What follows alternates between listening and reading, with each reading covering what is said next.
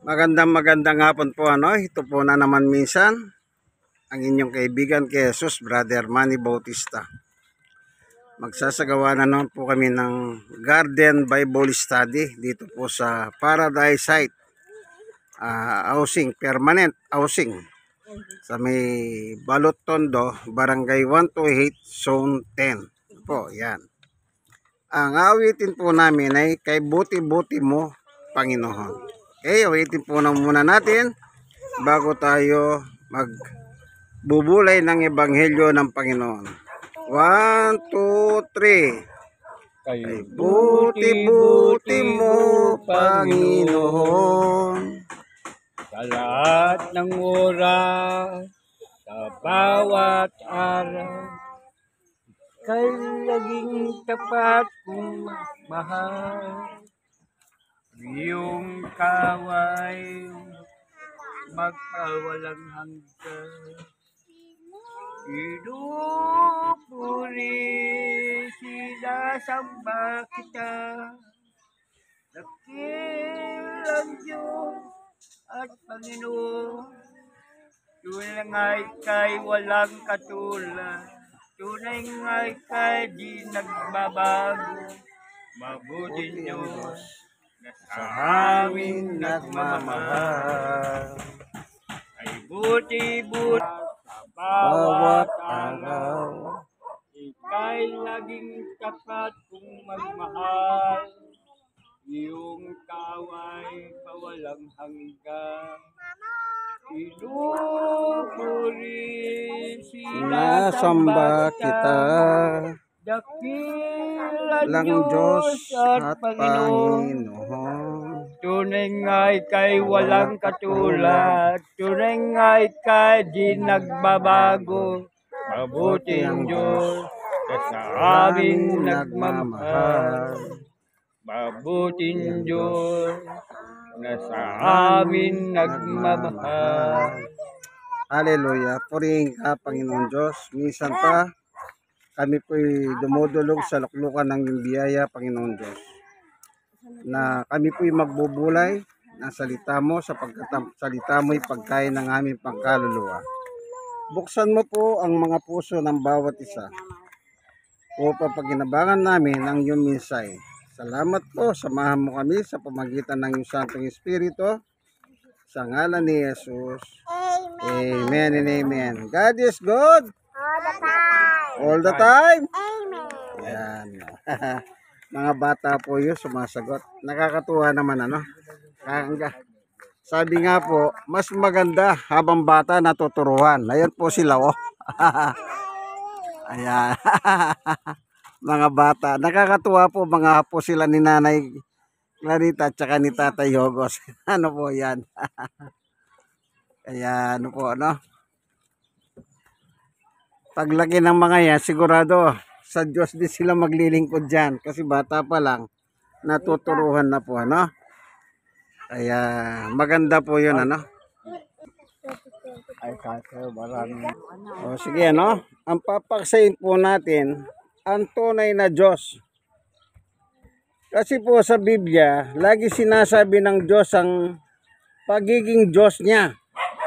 Ganun po ang Diyos, ano? Ibig sabihin, hindi po siya namimili ng tao. Pagdating sa tao, lahat pantay-pantay. Kaya lagi niya sinasabi, ako ang inyong Diyos. Laging ganun po sinasabi ng Diyos, ano? Wala po siya sinasabing hindi siya Diyos sa pagdating sa mga tao. Kaya siya po ang ating ngayon papaksayin. O Tatay Ogos, basahin mo yung Exodo 20.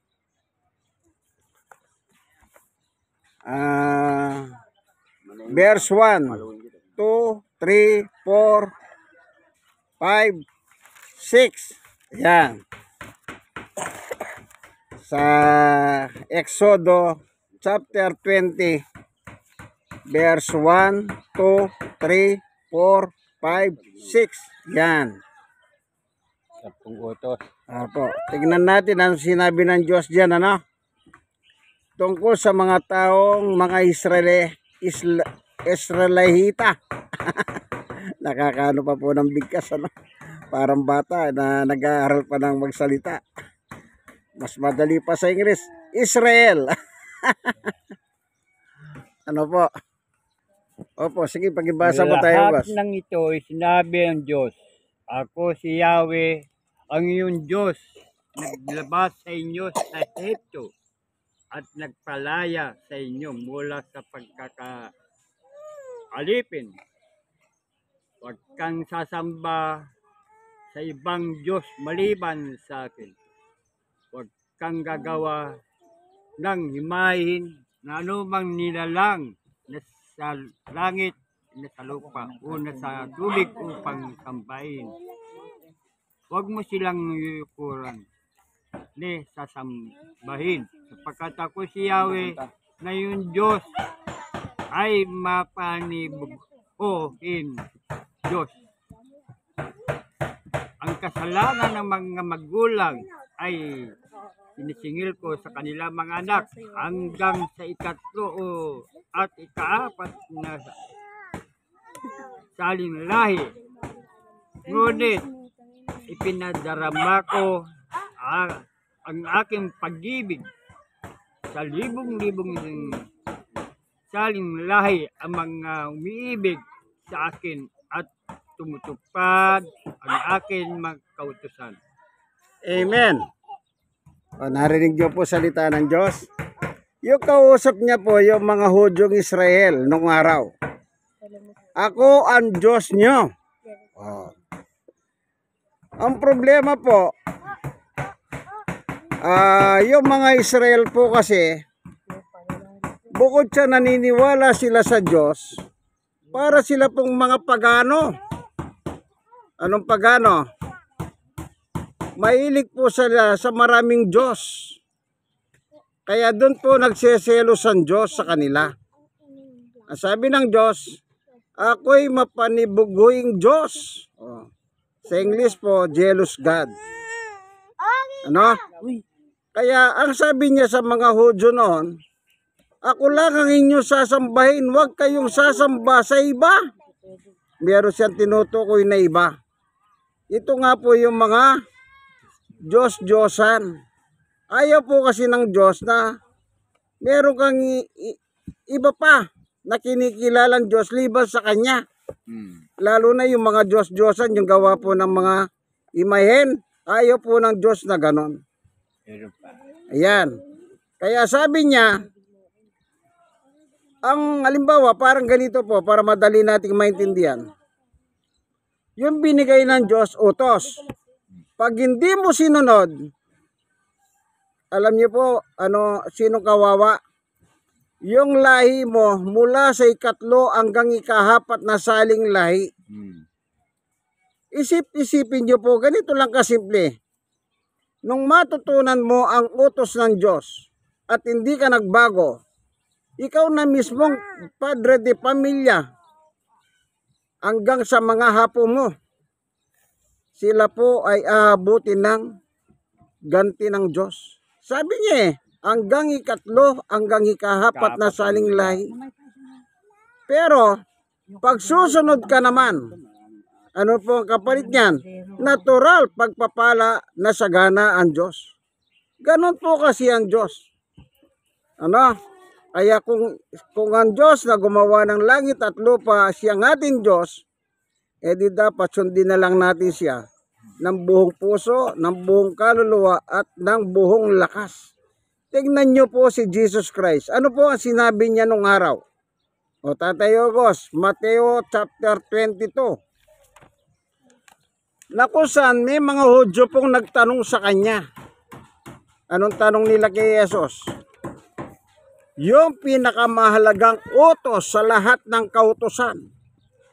Naninigurado po yung mga Hudyo Ayaw po nilang magkamali. Kaya gano'n na lang po ang kanilang pagtatarong sa Panginoong Yesukristo. O yan. Simulan mo sa Mateo 22, 34, 35, 36, 37. 38, 39, 40. Ayan. Medyo mahaba ng kaunti. Hindi bali po, ano? Bale, Basta makuha natin yung, ang tawag dito, yung sustansya. distansya. 24, Napunta po tayo sa pagkain. Sustansya. Pasensya na po kayo kasi mas maganda rin gumagamit tayo ng mga ganyan para mas madali po nating maintindihan, ano? Yan, pagibasa mo Tatay Ogos, ano?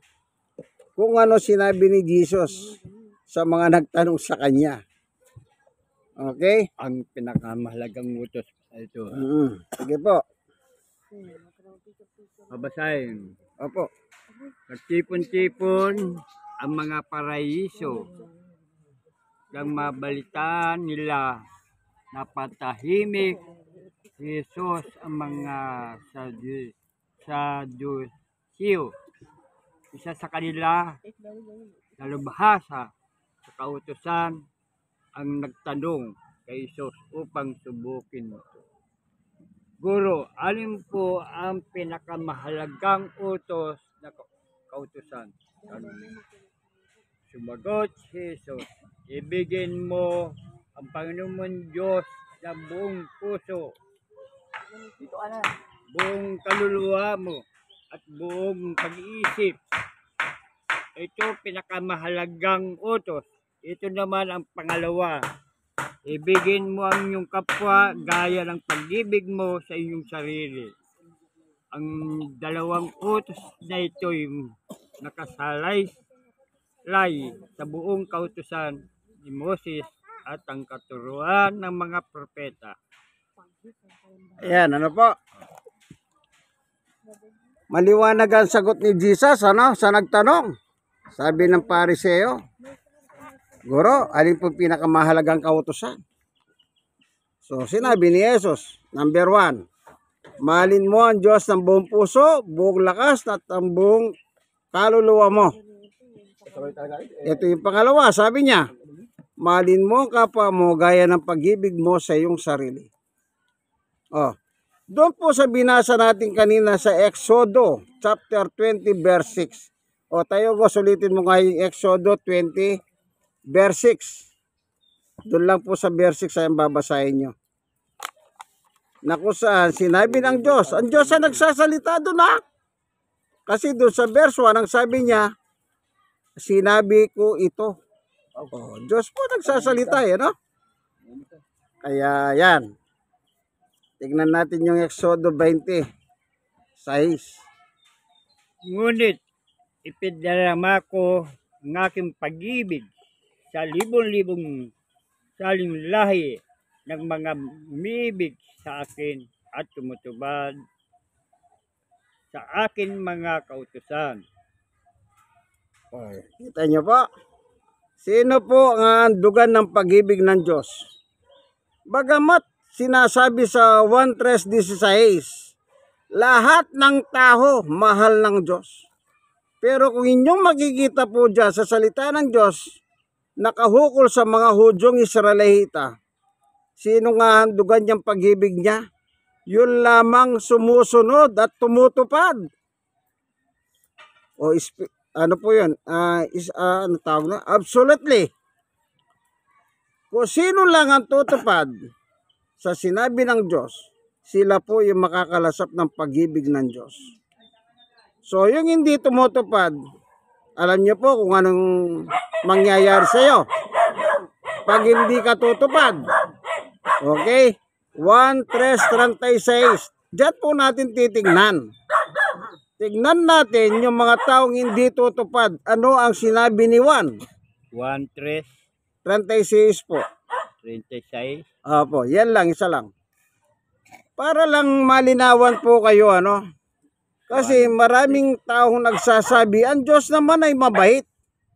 Ang Diyos ay mahunawain. Kung ano-ano na pong kabutihan ng ikinakapit nila sa Diyos. 1:36. Diyan natin makikita yung ayaw sumunod. Ano ang mangyayari sa kanila? Kaya importante po ito dahil ito ay Bible study. Nag-aaral po tayo ng salita ng Diyos. Ang layunin upang habang tayo nabubuhay sa mundong ito ay matuto po tayong sumunod sa Diyos. Kalimitan po, halimbawa nagpunta ka sa doktor. Sabi ng doktor, huwag kang manigarilyo. Di ba nagiging masunurin ka sa doktor? Kasi ayaw mong mamatay. Oh. Pero bakit ang Diyos, pag sinabi niya, hindi ka susunod. Tapos sasabihin mo, mahawain naman ang Diyos. Bubulachi mo pa ang Diyos. Sige tayo, Gos, basahin mo yan. Sa 1:36. Opo. Dito. Ang sumampalataya sa anak at may buhay na walang hanggang. Ngunit ang hindi sumusunod sa anak ay hindi makakaroon buhay. Sa halip, manatili sa kanya ng puot ng Diyos. O yan, maliwanag ano? Kapupuhutan ka ng Diyos. O gusto nyo bang kapuhutan kayo ng Diyos? Eh di wag nyo sasundin. Ganun lang kadali yun. Pero tandaan mo, pag namatay ka, sigurado nakabuka ang apoy ng impyerno para sa iyo. Kasi po, yun ang galit ng Diyos. Yung apoy ng impyerno. Alam niyo po, yung galit ng Diyos sa unang panahon, sa panahon ni Noe. Naalala niyo ba nung pinalubog ng Diyos ang mundo? Lahat ng tao namatay. Yan ay galit ng Diyos. Kasi po, lahat ng tao masama. Ang naligtas lang po si Noe kasi nangaral si Noe. Yung asawa niya, yung 3 anak at saka 3 manugang.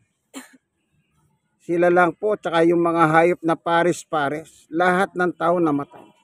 Tingnan nyo po ang nakalagay.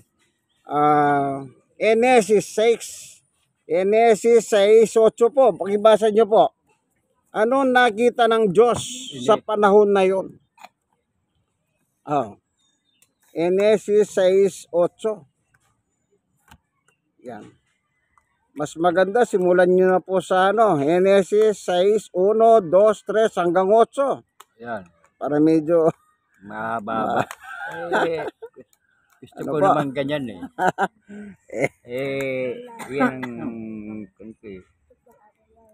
alam nyo po, si Tatay Ogos, kung napapasin ninyo, at saka nyo kung napapasin, ako nakasalamin. Siya wala eh. Oh. Anong edad niyan? 80. Pero wala salamin yan. Ako po 62 pa lang ako. Hindi pa ako naging senior. Nakasalamin na rin po ako. Gumagamit na ako ng salamin nung araw. Ano po? Kumbaga sa narigaluan. Parang sa si Moises. Sa kasaysayan, si Moises namatay po. Hindi lumabo ang mata. Daang taon po si Moises na nabuhay pero hindi po lumabo ang mata. Kaya mga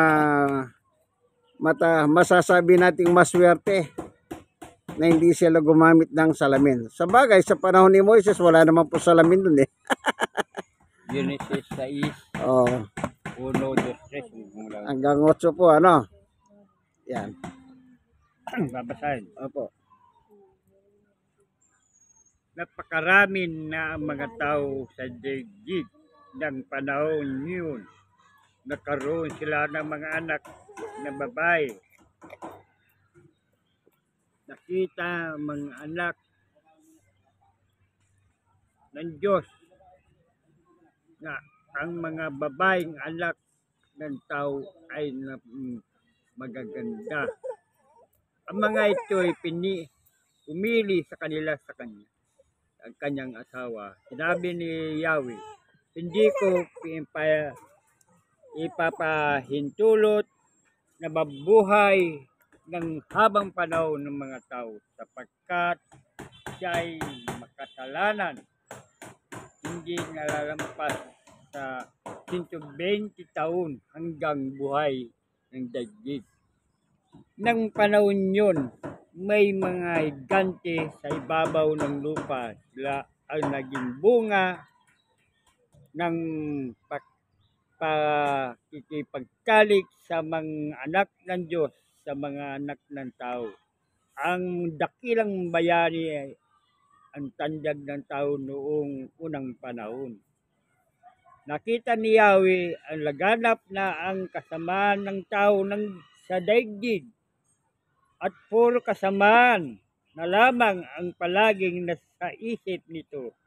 Kaya labis kinalulungkot ni Yahweh na likhain pa niya ang tao. Sinabi niya, lilipunin ko ang lahat ng tawaking nilalang. Lilipunin ko rin ang lahat ng hayop at mga ibon. Nalulungkot kung nilang ko pa ang mga ito. Ayan po, ano? Ngunit Ang inuwi ay naging kalugod-lugod Yan. kay Yahweh. Ayan. Okay. Narinig nyo po? Masama po ang tao. Pero sabi nga po, marami ng tao noon. Pero ano po ang buhay nila? Puro masama. Oh, sabi ng Diyos, wala nang iniisip ang mga tao kundi kasamahan. Ah. Bakit po kasi sila naging masama? Ginusto ba nilang maging masama? O meron pong kapangyarihan na kumikilos kaya po nagiging masama sila? Oh. Meron po.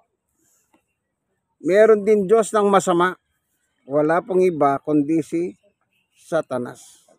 Ikalawang Korinto, Tatay Ogos, 4:4.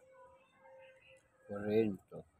Kasi po si Satanas, opo, yung kausap ni Heba, si Satanas po yun, sa chapter 3. Oh. Sa Garden of Eden. Ito parang ganito. Ito naman po, paradise site. Garden. Oh, nakikita nyo ba yung puno na yan? Ayan. Noong panahon na yon, kay Eva Tadan, diyan pumulupot siyang ahas. Kausap niya si Eva. Demonstrate ko lang po sa inyo, hindi nyo makikita, baka hanapin nyo yung ahas dyan, ano. Kinausap niya si Eva. Sabi niya kay Eva, Eva, totoo nga ba sinabi ng Diyos na huwag kayong kakain ng punong kahoy na nasa gitna ng hardin? Sabi ni Eva, opo, hindi kami pwedeng kumain. Kasi pag kumain kami, sabi ng Diyos, mamamatay kami. O, ano sagot ni Satanas? Hindi totoo yan. O, nagsinungaling si Satanas. Binago yung utos ng Diyos. Tinwist niya lang ng bahagya. At ang nangyari kay Eva, nakita niya po yung bunga ng punong kahoy.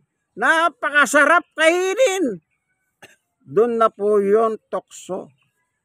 Kaya hindi niya natiis sa kanya sarili, naglalaway siya, kinuha yung bunga at kinain at binigay niya kay Adan. Doon po sila nahulog sa kasalanan. Sino may promotor? Si Satanas. Yan ang kwento ni Pablo. O tayo, Gos, basahin mo. Sa Ikalawang Korinto. 4:4. Opo, sige. Hindi sila sumampalataya sapagkat ang kanilang isip ay binulag ng Diyos ng kasamaan sa daigdig na ito upang hindi sila makita ang liwanag, ang magandang balita tungkol sa kalwalatian ni Kristo na siyang larawan ng Diyos. Ayan. Kita nyo po? Yung sa chapter 3 ng Genesis, ang layo pa nung kasaysayan ni Pablo. Kung ilang libong taon pa po yung nakaraan at dumating yung panahon ni Pablo. Pero alam ni Pablo yung kwento kay Satanas. Bakit po?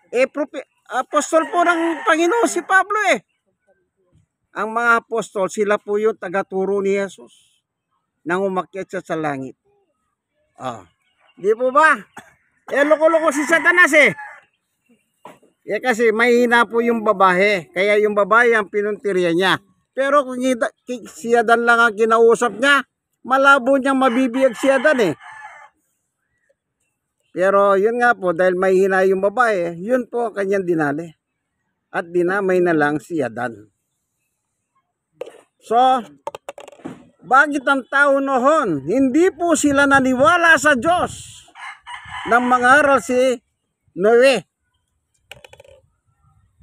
Si Noe, lingkod ng Diyos. Hindi sila naniwala. Ang dahilan, yan nga po, nandun na po si Satanas. Siguro sabi ni Satanas sa kanila, huwag kayong maniwala kay Noe. Binobola lang kayo niyan. Tagaraw na yan, taginit na, sasabihin, babagyo. Yan. At tumulan po ng 40 days and 40 nights. At lumubog po ang mundo. Yun po yung parusa ng Diyos sa mga tao. Kaya sabi ng mga tao kay Noe, Noe, buksan mo ang pinto, sasakay kami. Wala na sila. Ala na. Kasi po yung pinto, ang nagsara ang Diyos. Sino magbubukas nun? Di Diyos pa rin. Tinatawag nila si Noe. Dapat tumawag sila sa Diyos sana. Problema po, si Noe ang tinatawag. Hindi naman Diyos si Noe. Utusan lang ng Diyos. Kaya sa buhay natin ito, sabi ng Diyos, maliwanag ha, yung hindi susunod sa akin. Ano sabi niya? Hindi nyo matitikman ang pagmamahal ko sa inyo. Hanggang ikatlo, ikahapat na saling lahi ng inyong pamilya.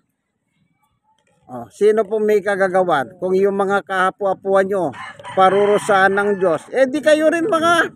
Hallelujah. Kaya tandaan nyo po, pagdating po sa Diyos, hindi manghihinayang ang Diyos. Napuksayin po ang kanyang nilalang.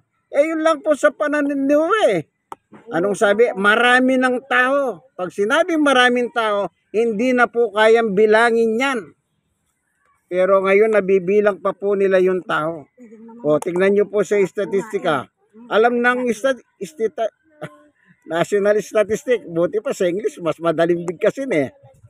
Alam nila yung bilang ng Pilipino. Hindi ba kayo naniniwala dyan? Pero noong panahon na yun, pag sinabing marami, hindi na po kayang bilangin. Marami talaga. Pero nanginayang ba ang Diyos? Hindi po. Pinuksa sila sa pamamagitan ng baha. Isipin nyo po yung mundo natin, lumubog ng tubig sa kahawak. Wala kang maawakan. Awakan mo yung tubig, lumalabas sa butas ng kamay mo. Lahat namatay ang sabi po. Kaya tayo po bilang mga tao, ito ay isang babalad na rin at the same time. Babala. Para saan? Sana ba nabubuhay tayo, matuto tayo sumunod sa Diyos? Alam nyo, ang pagsunod po sa Diyos hindi mahirap eh. Hindi mahirap ang pagsunod sa Diyos. Tingnan nyo po yung utos niya. Kanino tayo makikinig? Ayan, Mateo, tayo Gos. Mateo 17. 1:5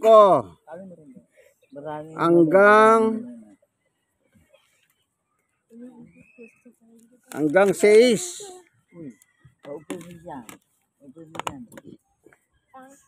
Todo Diyos hanggang sa todo 5 lang. Mateo 17. 1, 2, 3, 4, 5. Hanggang 6. Hindi, hanggang 5 lang po. Hanggang 5 lang. Yan. Ano ang utos ng Diyos sa ating panahon ngayon? Yung ating pinaksa, yung sa lumang tipan, ngayon baka mamiloso po naman kayo. Sa lumang tipan yan eh. Ibig nyo po ba sabihin ang Diyos sa lumang tipan? Iba yung Diyos dito sa panahon natin? Iisa lang po yan. Yan. Hindi pa tayo tao, Diyos ng Diyos. Nang maging tao tayo, ang Diyos ay Diyos pa rin. Pag wala na tayo sa mundong ito, ang Diyos ay Diyos pa rin. Ano po, kaya yan. Huwag po kayong mamiloso po. Kasi alam ng Diyos kung namimiloso po lang po kayo. Manapa, magmakahawa kayo sa Diyos, mamingi kayo ng tawad para mapatawad po ang inyong mga kasalanan. Okay? Tayo, boss, pag-ibasa mo na, ano? 17:1-5. Opo. Pagkaraan 6 na araw, sinama ni Jesus si Pedro at ang kapatid ni Santiago at Juan at sila'y umakyat sa isang mataas na bundok. Habang sila'y naroon, nakita nila nagbago ang anyo ni si Jesus. Nagliwanag parang araw ang kanyang mukha at nagniningning sa kaputihan ang kanyang damit. At nakita ang 3 alagad sila Moses at Elias at nakapag-usap kay Jesus. Sinabi ni Pedro kay Jesus, Panginoon, mabuti narito kami. Kung gusto niyo, magtatayo ako ng 3 tolda sa inyo, isa si kay Moses, isa kay Elias. Habang nagsasalita si Pedro, nalimliman sila ng anang napakaliwanag na ulap mula rito. May tinig na nagsabi, ito ang minamahal kong anak na lubos kong tinalulugdan. Pakinggan niyo siya. Ayan, ano po? Hanggang 5 pa na. Opo. Ang sabi ng Diyos, ito ang minamahal kong anak, si Jesus.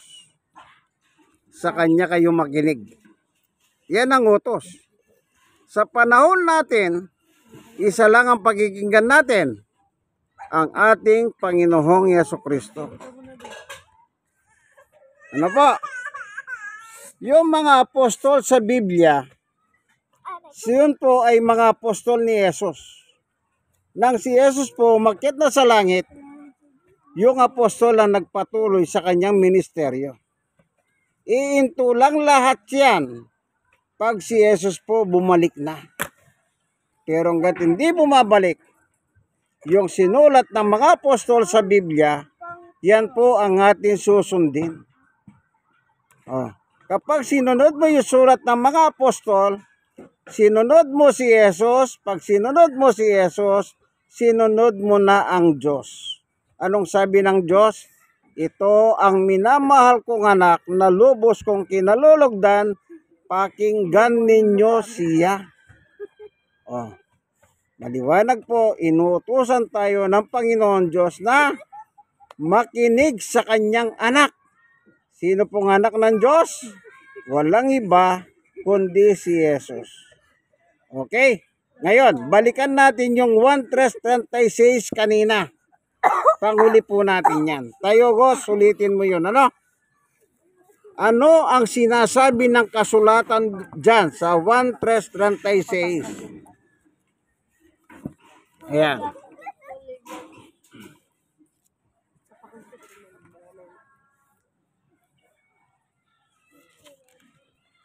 O sila po yung kasama sa Bible study. Ayan, nakikita nyo po. May mga kabatahan. Maganda po yan, habang bata natuturuan na po sila. Para pagtanda nila, masunurin na po sila sa Diyos. Amen. Yan, pag-ibasa mo tayo, Gos. Ang sumampalataya sa anak na may buhay na walang hanggang, ngunit ang hindi sumusunod ng anak ay hindi makakaroon ng buhay. Dahil manatili sa kanya ng putang Diyos. Ayan. Ang sabi po ng kasulatan, sino man sumampalataya kay Jesus, may buhay na walang hanggan. Pero, pag hindi ka nakinig at sumunod kay Jesus, Kahit sabihin mo sumasampalataya ka pa sa Kanya. Anong sabi? Galit ang Diyos sa'yo. Oh. Hindi ba napaka-klarong-klaro? Maliwanag pa sa sikat ng araw. Kaya tayo po, matuto tayo sumunod sa anak. Sino yung anak? Ang ating Panginoong Jesucristo. Kagaya po ngayon, nakaraan na po yung selebrasyon ng Pasko. Isang bagay na pinagpapasalamat natin. Bakit? Ibinigay si Jesus dahil mahal tayo. Sino ang regalo ng Diyos sa atin? Si Jesus. Ang regalo niya. Bakit? Wala po tayong magagawa. Malaki ang ating atraso sa Diyos. Papunta tayong lahat sa impyerno. Pero ayaw ng Diyos na maimpyerno po tayo. Love na love niya tayo. Binigyan tayo ng regalo. At ang regalong ito ay walang iba kundi si Jesus.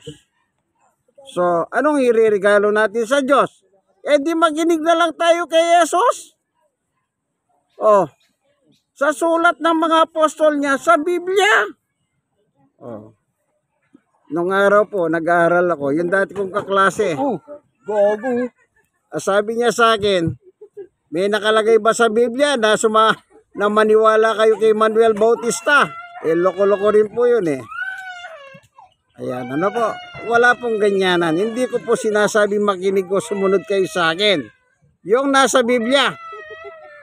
Ano po, kaya yung kaklase kong yun, pilosopo na hindi po kami nagkaano, yung pagiging magkaibigan namin, nagkaroon ng konting lamat. Hanggang sa tuluyan na wala na po kaming kaugnayan o ugnayan. Ano po, hindi na po kami nagkaroon ng ugnayan. Ano? Kaya, tandaan nyo po, ang buhay natin, gusto nyo makarating sa langit, sumunod kayo. Gusto nyo makarating ng impyerno, huwag kayong susunod. Ganun lang po kasimple ang gusto ng Diyos. Kaya binigyan tayo ng isip upang gamitin natin sa tama. Huwag natin gamitin sa mali. Salamat Panginoon Diyos sa iyong pagtuturo sa amin sa hapon pong ito. Napakaliwanag po ng iyong tinuro. Napakaliwanag ng iyong mga salita na ipadadama mo ang iyong pag-ibig sa mga libo-libong tao na sumusunod sa iyo. Salamat po. Pinaliwanagan mo po ang bawat isa sa amin. I-bless mo po ang tahanan ni Tatay Yogos bilang head of the family. Si Nanay Clarita, kanya pong may bahay, ang kanilang mga anak, manugang at mga hapo. Huwag mo po silang pababayaan, O Diyos. Alalahanin mo po ang kanilang pagmamahal sa iyo.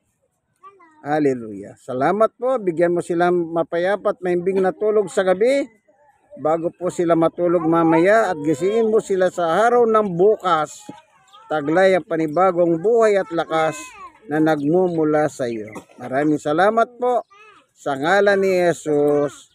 Amen and amen. God is good. God. All the time. Kakanta muna po tayo ng Diyos ay pag-ibig.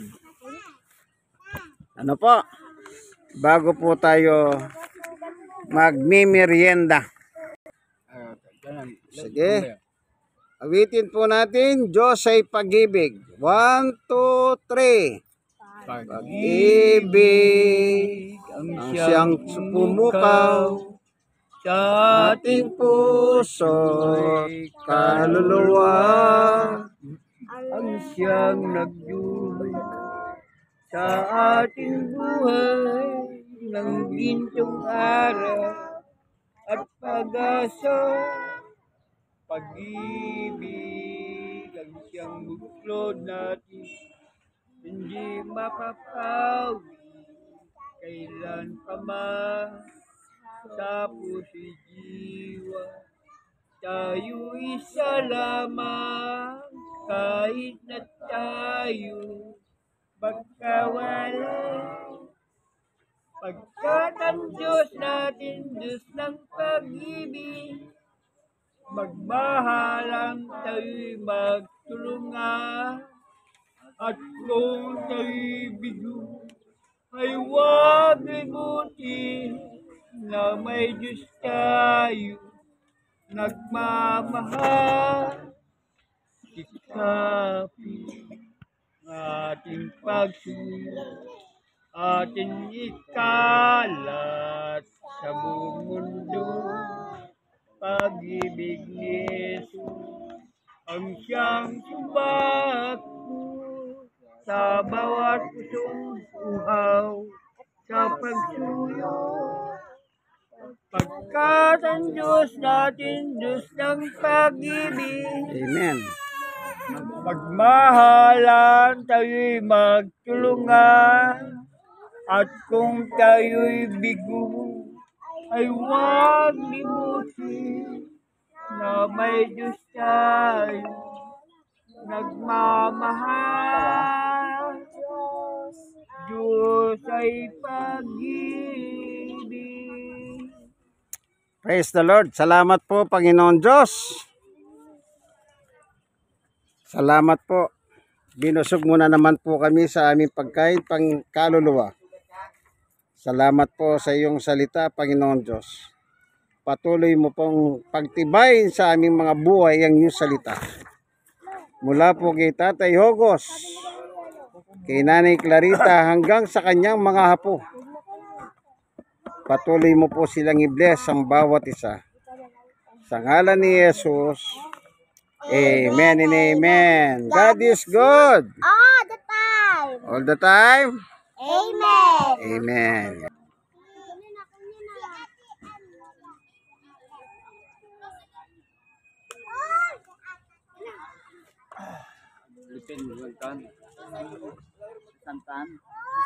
Olo sartan po. Wala pang lodipin. Nagsabi na ako.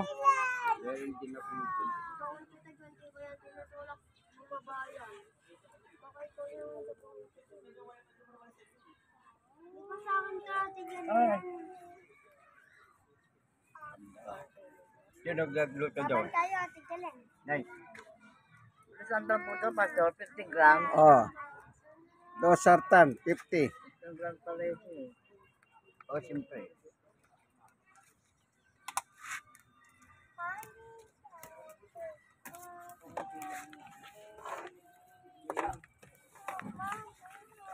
Lagyan mo ng sa loob na baka mawala pa ito.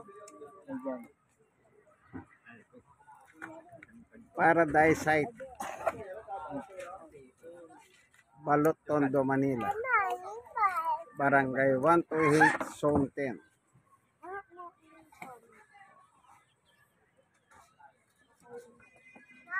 Kaya po nakikita ninyo mga bakanting lote yan. Tataniman po ni Tatay Yogos yan ng mga gulay.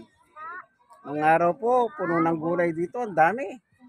Araw-araw pumipitas sila eh.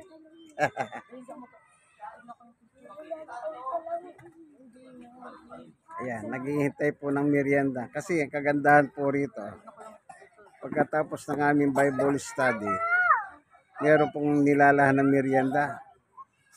Si Nanay Clarita, ano po. Kaya tuwan-tuwa po yung mga bata, may merienda. Maganda naman po yun, ano? Pagkatapos ng spiritual food, physical food. Hindi naman picture. Ayan, ano po.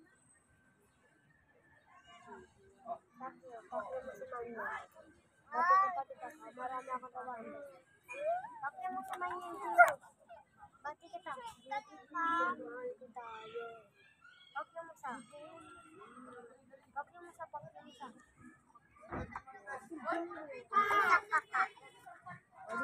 Hindi pa na pato eh. Diba? Sige pa. Di kita bote. Sabihin mo saan ka. Di kita bote. Marami naman akong rawaan.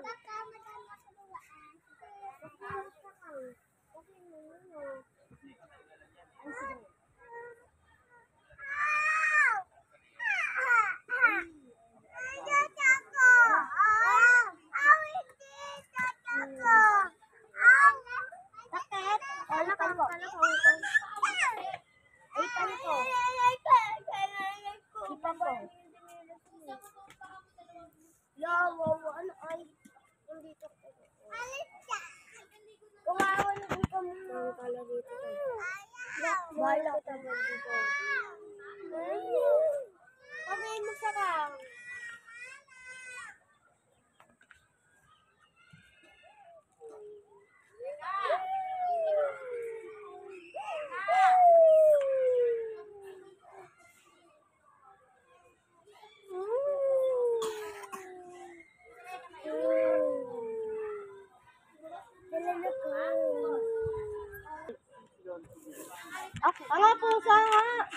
Ito po ang gamit namin Biblia.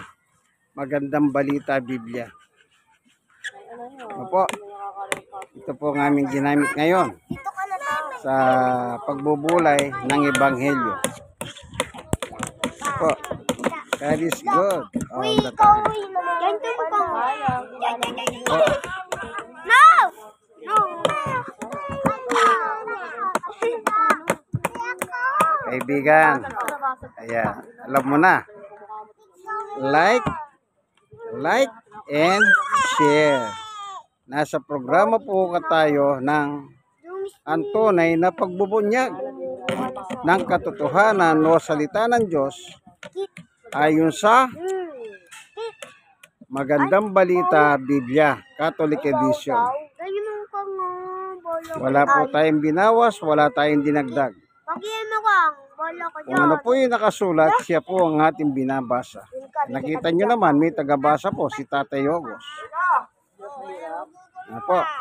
ko. Kayong nasharean, i-share nyo po sa iba. Malay ninyo. Malay ninyo, makatulong po kayo sa kanila. Kesa naman nagsishare po kayo kung ano-ano lang. Mas magandang i-share nyo po yung tungkol sa salita ng Diyos. Amen. Ayan. Masaya na po sila. Maingay na po yung bata. Nakikita na nila yung merienda. Merienda. Kita mahal.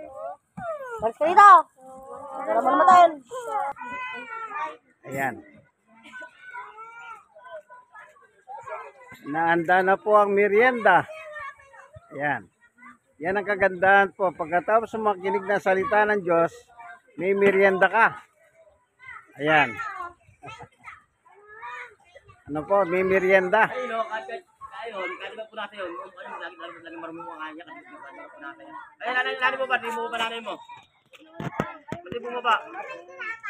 Ay, may tinapay. Magkano? Para sa metal. Para sa metal. Asayin ka na, 60.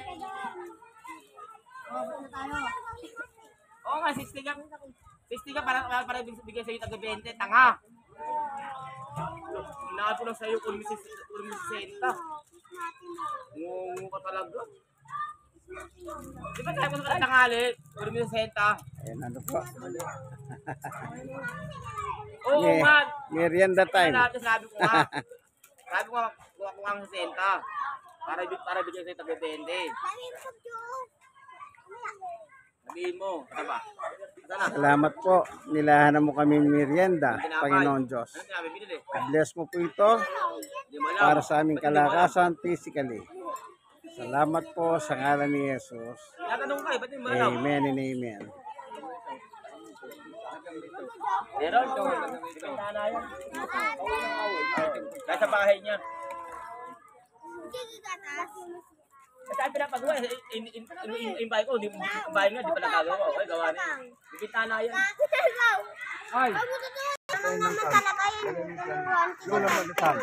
kape. Rinuan. Yung tilapay nung lumipad. Oo, narinig ko. Ano? Sabi ko, anong sinabi ko? Ang sabi niya? Pero mo yung kape. Oo. Kape, mainit ayun. Nakikita nyo, musok. Batman, super hero. Super hero. Wala. Okay? Batman. Batman. Super. Ayun po, dumating na po yung tinapay. Yung naka-plastic kayo, yan.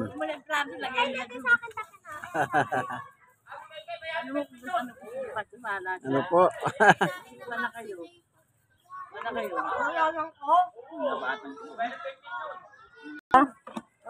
Yan. Sige, sige. Okay yan. Ito po. Pie. American pie. Asan yung binigay ko kay Pastor na tinapay? Mama. Pagkain ni ano? Kain po tayo. Wala kayo. Pineapple pie. Oo na. Ayun daw yan sa'yo. Oo Doon na magdaroon ako. Ito kayo. Ito mo na.